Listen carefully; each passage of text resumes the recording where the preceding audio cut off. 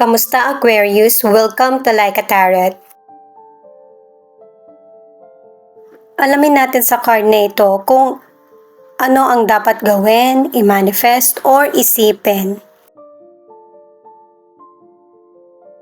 At ang reading natin ngayon ay ano ang mangyayari sa nasa isip mo, ano ang message ng person mo sa iyo, ano ang mga bagay na hinahanap niya sa relasyon niyo. Paalala para sa mga bagong viewers na ang reading na ito ay timeless reading, general reading at guide po lamang kaya hindi po magre-resonate sa lahat. Kunin mo lang yung akma sa sitwasyon mo at kung kailan mo ito napanood yun ang start ng 1 week reading para sa iyo.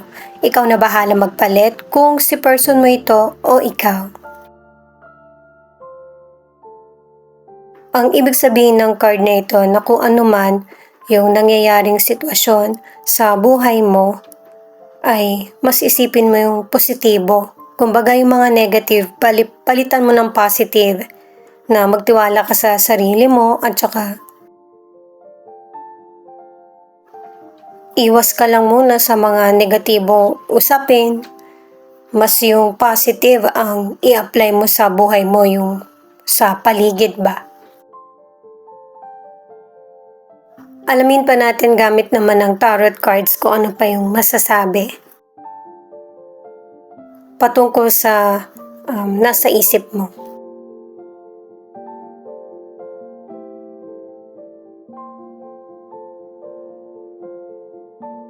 The Hierophant, 7 of Swords at 5 of Cups.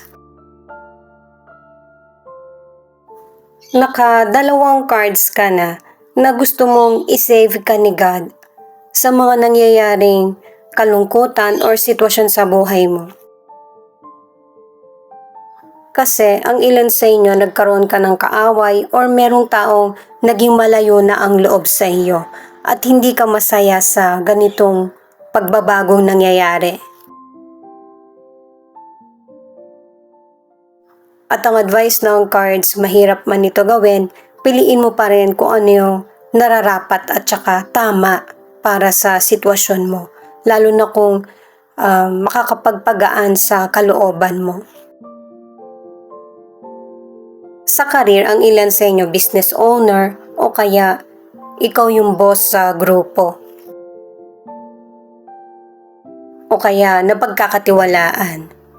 Pero hindi lahat ng member or kasamaan mo sa trabaho ay nakakasunod sa iyo. Ang ilan sa inyo dahil sa magaling ka sa trabaho mo, ninanakaw yung idea mo. Ang iba naman ay hindi mapagkakatiwalaan yung katrabaho mo. Ang ilan naman sa negosyo, kailangan mong tumanggap ng puna o kaya ng advice mula sa kapwa para makakasunod ka sa kung anong kailangan ng mga tao sa paligid mo. At hanggat maaari sa negosyo, huwag mong paiinitin yung ulo mo. Hanapan mo ito ng positibong solusyon. At saka marami kang matututunan sa negosyo. Alam mo kung sino yung nagsasabi ng totoo at saka hindi. At saka ang ilan sa inyo, yung trabaho mo ay hindi ka dun magtatagal kasi hindi magaling mag-manage yung may-ari. Kung hindi ito nangyayari, kailangan ng ayusin para walang pagsisisi. Sa mga single, meron kang potential person na makikilala na yung itsura niya ay mukhang inosente. At itong person na ito ay cheater. Kaya wala kang dapat pagsisihan kung bakit natapos agad yung relasyon niyo. Ang ilan naman na nasa relationship, sa umpisa, ang ganda ng relasyon nyo. Itong message muna ng person mo ang alamin natin. Ang ibig sabihin nito guys, mas nangibabaw yung pagiging makasarili ng person mo kaysa sa alalahanin yung connection nyo or relationship. At nagsisisi siya kung kung ano man yung mga nagawa niya sa iyo, kung pwede lang maibalik yung nakaraan. Yun yung hinihiling niya. Nagkaroon kayo ng paulit-ulit na pagtatalo at saka hindi niya kasi inunawa yung sinasabi mo na dapat baguhin or ayusin sa connection or relationship. Nakapangalawang wish na siya na sana inunawa ka niya. Itong chemistry, kung sa iyo naramdaman mo na ito, sa person mo hindi niya masyadong ramdam yung passion sa relationship niyo. Kaya pareho kayong nasaktan sa naging outcome ng relationship niyo. Mukhang mas late naramdaman ng person mo yung panghihinayang or kalungkutan kesa sa iyo na habang nasa situation kayo na nasa relationship, mas marami kang pain na naramdaman kasi magkasama kayo, nakikita mo siya. Ituloy ko na para sa relationship kasi connected siya sa message ng person mo. Kasi ang ilan sa inyo, nauwi sa hiwalayan yung relationship. Hindi mo ito kagustuhan or pinangarap. Pero wala ka nang naging choice kundi ito na lang din talaga yung nararapat para sa situation nyo or relasyon. Kasi nga 'di ba may damage na. Pareho na kayong nasasaktan. At tingin mo hindi na rin kayo pareho ng nararamdaman or naiisip. At saka meron ding mga person na yung person mo gusto ka na niyang hiwalayan pero ikaw ayaw mo. Dahil sa iba't iba tayo na sitwasyon, maybe may mga anak kayo o kaya patungkol sa financial or dahil sa mahal mo talaga yung person, hindi mo pa kaya. Seven of Pentacles, the Sun, Two of Swords. Sa mga nangyayari sa'yo sa buhay mo, hindi lang naman sa problema ka nagfo-focus, kundi binibigyan pansin mo din kung ano yung mga bagay na importante rin sa'yo, katulad ng career, negosyo, o kaya financial. At dito mo nakita na mas mahalaga yung mga taong nakapaligid sa'yo at saka yung mga sitwasyon na pumapabor sa'yo kaysa sa mga negative na nagpapasakit lang sa damdamin mo. At nagpapalito sa iyo, pwede ngayon mo ito gagawin or soon na magkakaroon ka ng mahirap na desisyon. Ang ilan sa inyo nagkaroon ng panibagong simula sa career o kaya sa negosyo. Nagamit mo kasi yung pakiramdam mo at saka mas lalo kang nakapag-isip kung ano yung mga kailangan mo talaga sa buhay.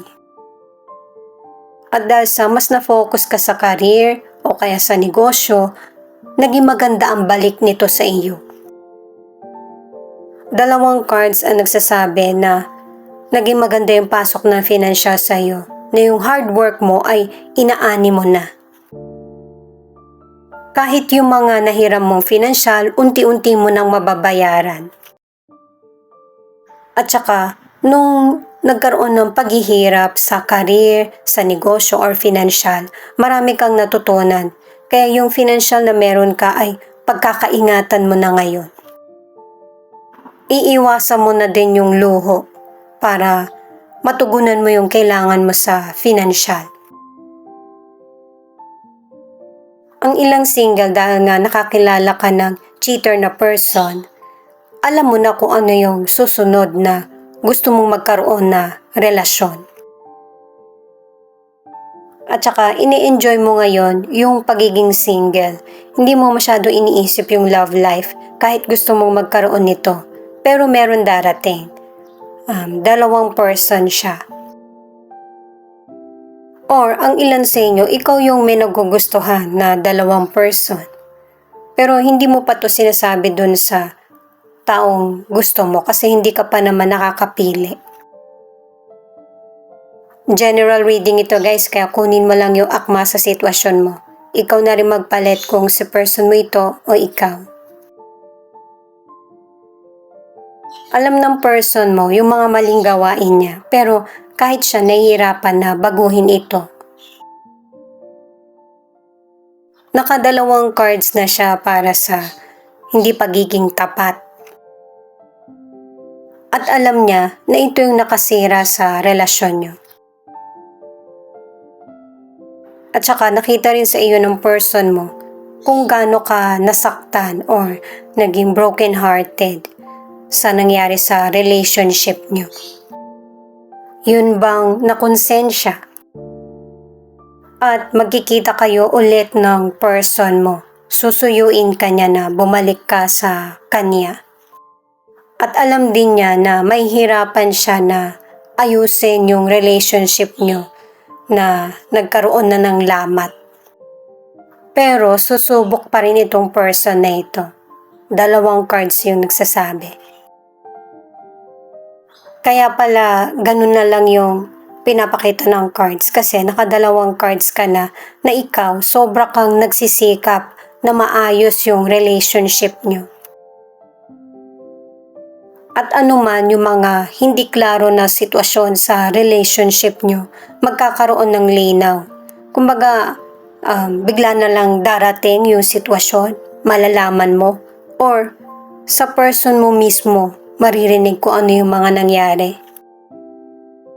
Maayos ang relationship nyo at matitigil yung pagtatalo nyo. Pero ikaw, nakikiramdam ka pa rin kung magpapatuloy ba yung maayos na relasyon nyo. 6 of Cups, 6 of Pentacles at the Tower.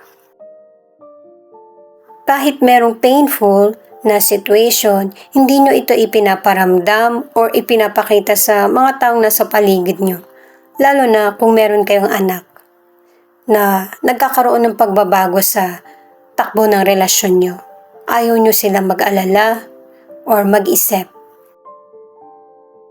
Kasi nakatatlong cards na 50-50 kung ano ba yung magiging desisyon yung dalawa. At yung changes na i-apply nyo sa relasyon ay merong good and bad effect na kailangan yung parehong kaharapin. Lalo na kung pipiliin nyo ng person mo na magsama pa rin. Kailangan ng maturity sa relationship. Communication at saka honesty.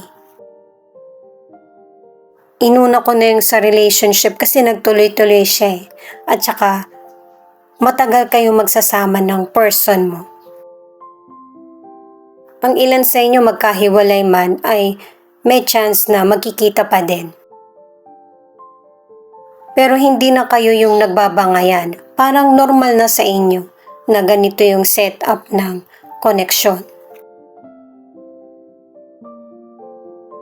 Sa kalusugan, ang ilan sa inyo ay meron kang sakit na namana. At saka nakadalawang cards na ikaw yung nag-aalaga sa family member na may sakit or matanda na. At para sa ilan na pregnant, medyo mahirap yung pagbubuntis mo.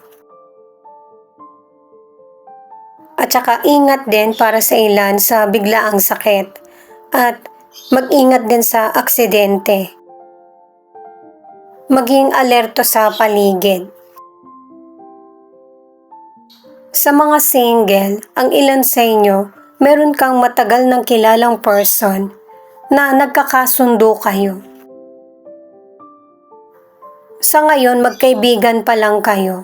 Bata pa lang kayo, magkaibigan na. Basahin muna natin itong message ng person mo. Dahil sa connected kayo sa isa't isa, pwedeng ikaw ito o yung person mo na ang gusto mo ay merong equality sa relationship nyo.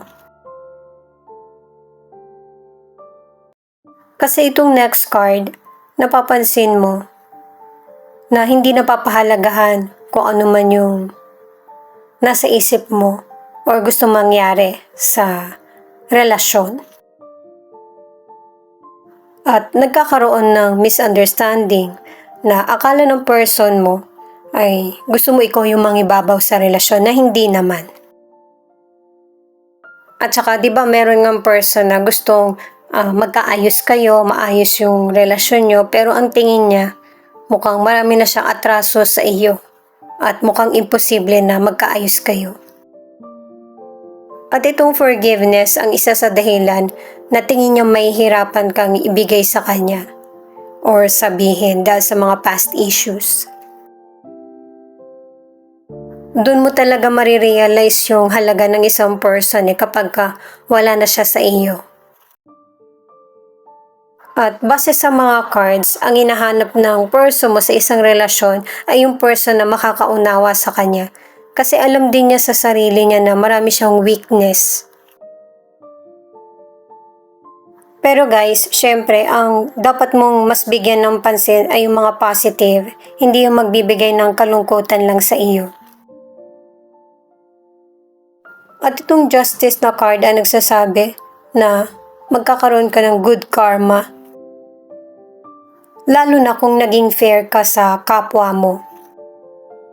At saka ito na rin yung bawi ng universe sa iyo, single ka man or nasa relationship, sa lahat ng paghihirap na tiniis mo.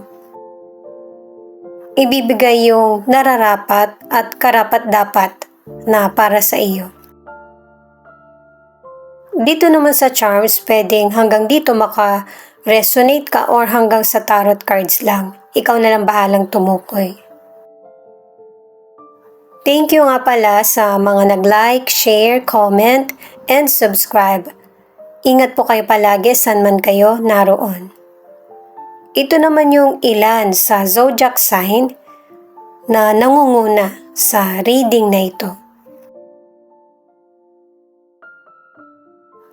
Cancer, Sagittarius, Capricorn, at Aquarius. Ito naman yung mga letra na posibleng nandito yung letra ng pangalan ng person mo. Ikaw na lang bahalang tumukoy.